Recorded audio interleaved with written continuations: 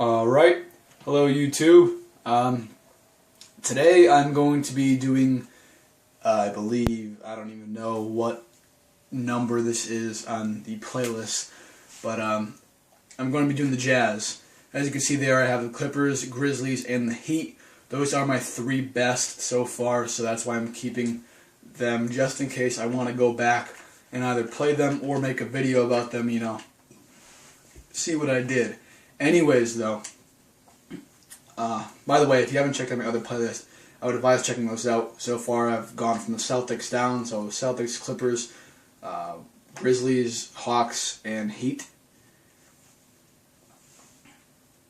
Yeah. So, he wants to win 18 home games. I don't know about that. I might make the team a little bit worse, but overall, it's not even a good team. He wants to move Adrius Badrian to Marvin Williams. Once again, I don't really know about that because, they may not need to be moved. And he wants to get better sooner rather than later. That's definitely going to be difficult. Trey Burke can definitely get 24 minutes. He's going to be a starting point guard on the team. And I need to trade for a first-round draft pick. Honestly, I think I will be able to do that. That's the budget. And by the way, that's a really small budget. $58 million, that's right up near the cap room. I would not have expected any team, even a small market team like the Utah Jazz, to have a player payroll that small.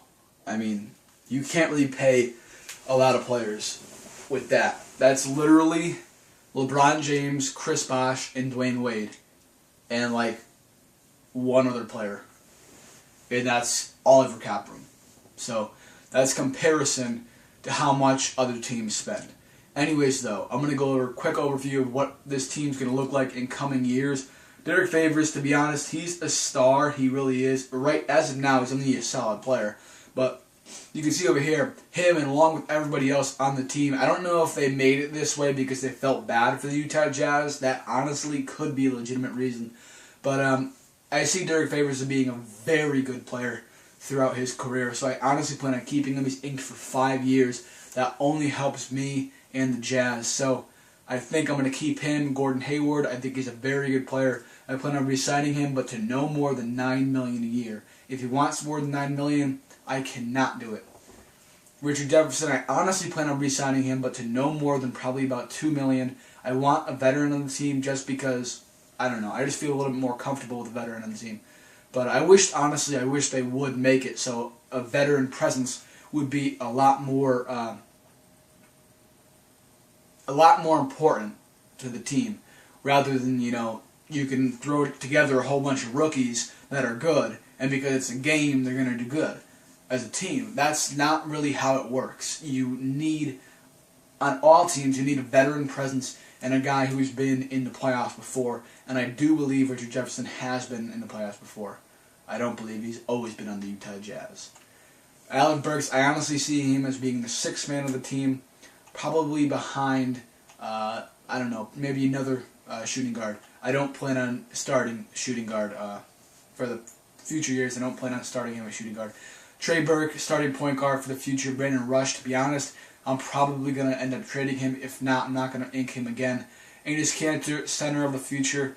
And honestly, everybody from Enes Kanter down, I either plan on trading, especially these two at the bottom because they have multi-year contracts, and I do not plan on using them in the future. But, yeah, I either plan on trading them or just not re-signing them in general. So we're going to go through and we're going to trade the people who I absolutely need to trade, which would be John Lucas. I think he's the most, the least wanted player on this team. The one we absolutely need to get rid of. So to be honest, I'm saying that a lot, aren't I? Anything would be good as long as it's an expiring contract. That's really the main thing I want to do. That would be a very good trade for me. I'm getting rid of 2 multi-year contracts for 1 expiring contract. That's really the main thing here. I want to be able to get some expiring contracts, and honestly, I'd rather get a first-round pick or a rookie of some sort, one who could get me, push me over the hump in coming years.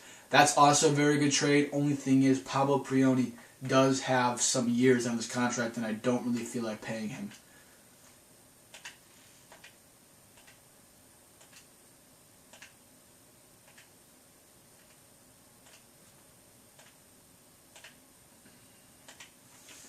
I'm definitely not going to give up a 2014 first-round pick. That's a definite no. But a 2015 I am willing to do. I would like to get Reggie Jackson. However, he does have an expiring contract, so I'm not really, set on that. That's not really a great choice.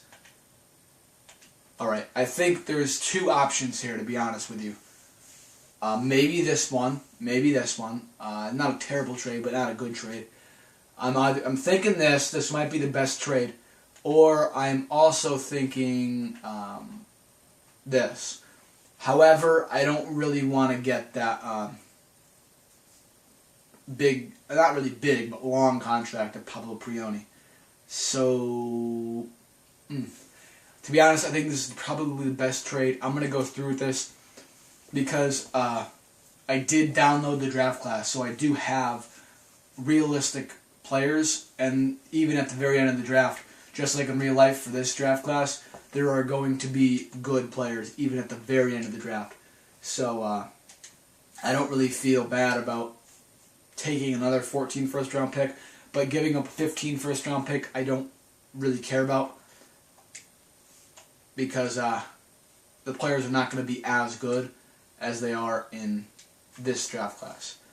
Now, to be honest with you, I think I'm going to keep Pablo Prioni for the time being. Maybe next year, though, I will trade him or just release him. I don't really know about that just yet. Next one up on the list, though, I would honestly say Adrian Badrians, but we don't need to get rid of him. We're going to see if, maybe he can get packaged in a deal somehow. But these are the two big guys. Anything of an expiring contract sort would be the best. But I do want to get some return. That is obviously the most wanted. And I do not plan on giving up a first-round pick. A 14 first-round pick. Obviously, I wouldn't be able to give up 15 because we just gave that up. So, I don't really want to give up the Knicks pick either. I mean, I just feel that the Knicks are going to do pretty bad themselves. Yeah, I'm not seeing any return whatsoever. Unless I give up something. And I'm not really wanting to give up anything, to be honest with you. Nando De Colo. He's not really that young, though. That's the only problem with that.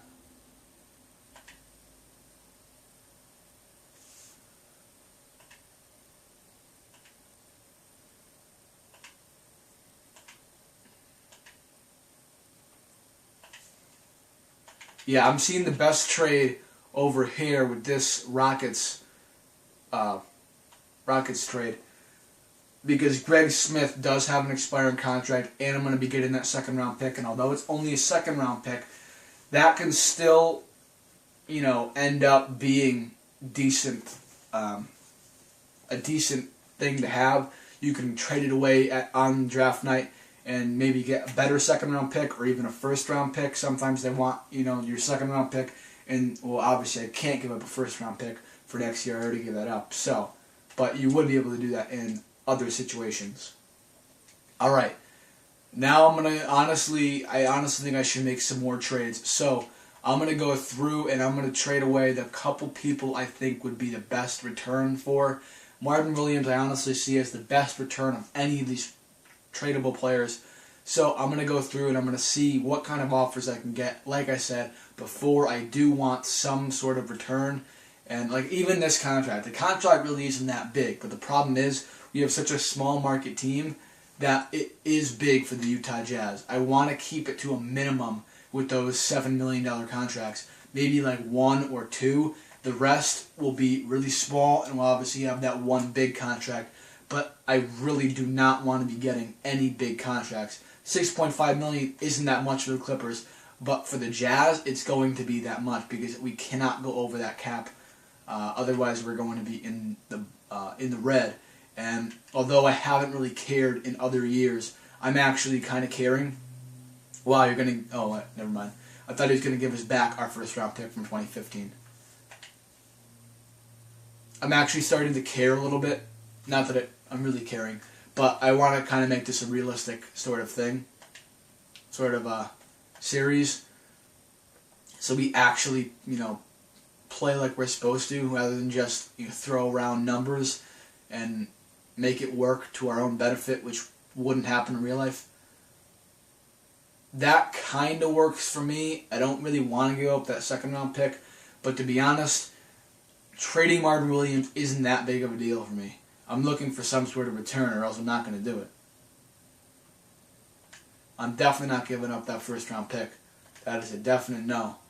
I like Luke Richard Mbamute. That's actually a decent trade. He doesn't have a big contract. We get an expiring contract in it. And Luke Richard, he's a pretty solid player.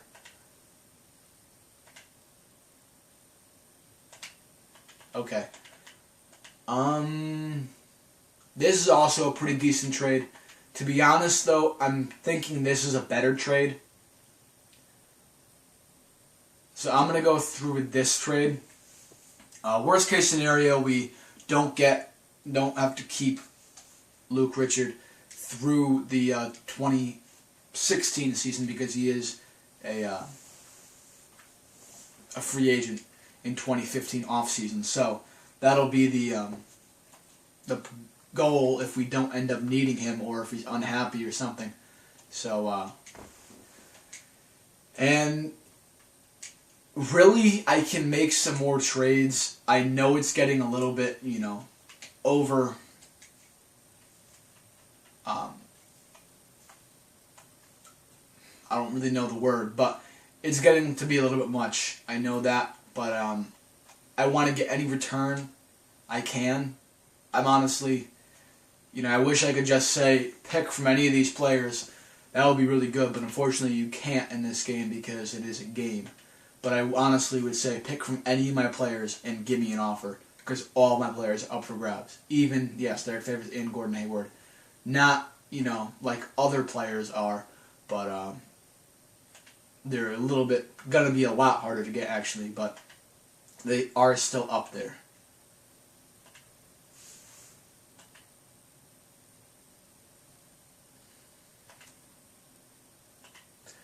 Although it only has 1 star for that Knicks first round pick, I do think that that's going to be a pretty important pick when it comes time.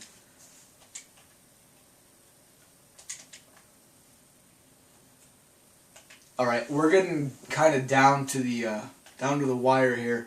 I know that's a basketball term, but we are getting down to the last couple minutes of this video. So if I don't find something here, even if I do, that's going to be it.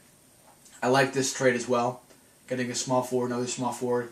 I can also use him as a backup shooting guard, but I plan on using Alec Burks as a backup shooting guard. Probably a trade piece to come next year. I don't really know about that just yet. I definitely don't plan on giving up any first round picks. That's a decent trade. I like that trade actually, because Norris Cole is a pretty decent player. And then again, though, I could always use, Alec Burks as the backup point guard. I don't need to use him as a backup shooting guard.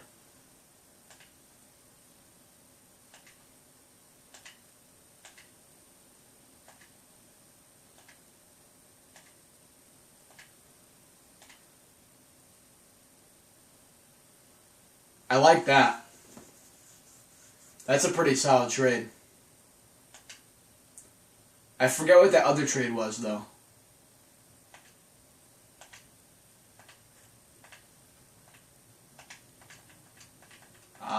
It was Jared Dudley. I don't really think he's in need. I would rather get that first round pick and build it up.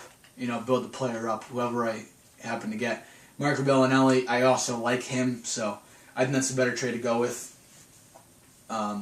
He's not a great player, but it's definitely not going to hurt. Anyways, this is the end of the video. Make sure you subscribe.